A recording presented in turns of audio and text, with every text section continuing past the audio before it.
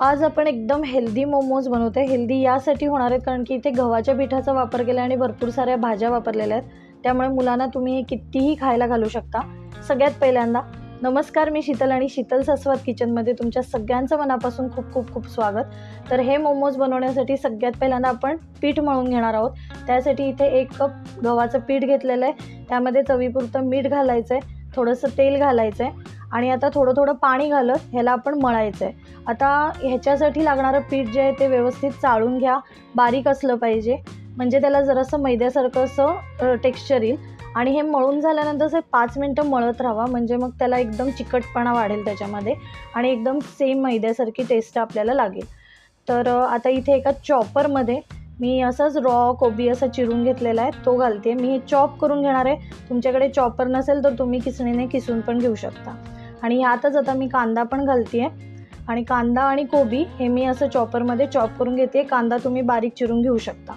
तर इथं तुम्ही बघू शकता की मी चॉपरमध्ये हे चॉप करून घेते आहे सगळं. तर अशा टेक्स्चरमध्ये मी चॉप करून घेतलेलं आहे. आता इथे मी पॅन गरम करत ठेवलेला आहे आणि त्याच्यामध्ये 1 चमचाभर तेल घेते आहे. हे आपण आतलं जे स्टफिंग आहे ते शिजवून घेणार आहोत. बरेच जण असंच कच्चंच घालतात, पण त्यामुळे कोरडेपणा येतो मोमोजला.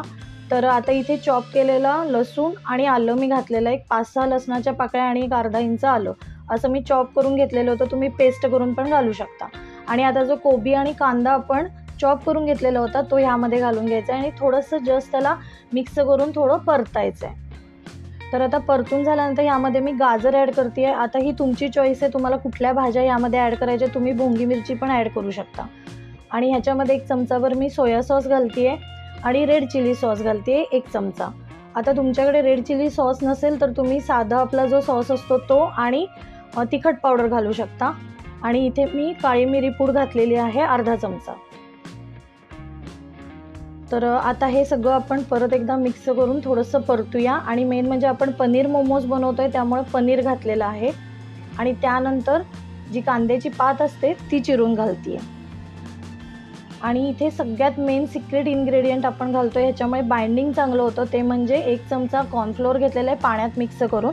आणि आता ते मी ॲड करते आहे इथे आणि हे व्यवस्थित परतून घ्यायचं आहे. कॉर्नफ्लोअरचा वापर नक्की करा, ह्याच्यामुळे थोडंसं स्टफिंग जे आहे ते ओलसर राहतं आणि ते पारीला म्हणजे ज्याच्यामध्ये आपण घालून हे स्टफ करणार आहोत त्या पारीला व्यवस्थित असं चिकटतं. तर तुम्ही आता बघताय थोडासा वेळ मी हे असं मिक्स करून थोडंसं परतून घेते आहे, म्हणजे मग एकदम असं चिकट असं बाइंडिंग असलेलं मिक्सचर आपल्याला मिळेल. तर आता हे आपण एका डिशमध्ये काढून घेऊया. ह्याला पूर्णपणे थंड होऊन द्यायचं आहे. थंड झाल्यानंतरच आपण ह्याचे मोमोज तयार करणार आहोत. तर हे आपलं तयार झालेलं आहे. आता इथे जे आपण पीठ मळून घेतलेलं होतं त्यातला थोडासा गोळा मी घेतलेला आहे. आता तो व्यवस्थित असा आणि एकदा त्याची हातावर पारी करून घेतली आणि पिठामध्ये घोळवून आता ह्याला आपण एक चपातीसारखं असं लाटणार आहोत. मध्यम जाडीचं अशी चपाती आपण लाटून घेतो आहे, इथे तुम्ही बघू शकता. आणि एका वाटीच्या साहाय्याने असे छोटे छोटे आपण पुऱ्या कशा कट करतो तसं हे कट करून घ्यायचं आहे, कारण की आपल्याला मोमोजसाठी पारी लागणार आहे. तर अशा मी सगळ्या कट करून घेतलेल्या आहेत.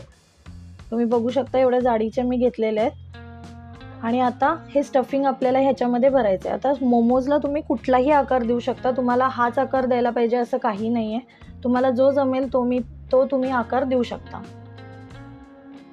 तर तुम्ही बघू शकता इथे मी मोमोजला असं थोडं थोडं घड्या घालत असं आकार देते आहे. खूप छान लागतात हे मोमोज आणि एकदम हेल्दी आहेत, त्यामुळे नक्की घरी ट्राय करा. मुलांना तुमच्या खूप आवडतील. तर हे असे मोमोज मी तयार करून घेतलेले आहेत, इथे तुम्ही बघू शकता. असे सगळे मोमोज मी तयार करून घेतलेत. आणि आता इथे मी गरम पाणी करायला ठेवलेलं होतं आणि त्याच्यामध्ये एक चाळणी लावते आहे. आता या चाळणीला ऑलरेडी तेल लावून घेतलेलं आहे आणि त्याच्यावरती मोमोज आपण स्टीम करून घेणार आहोत. तर स्टीम केलेले मोमोज आणखीनच हेल्दी बनतात. तर असे सगळे मोमोज ठेवून घ्यायचे आणि आता ह्याच्यावरती झाकण लावून एक 5-7 मिनटं ह्याला वाफ देऊन घ्यायची आहे.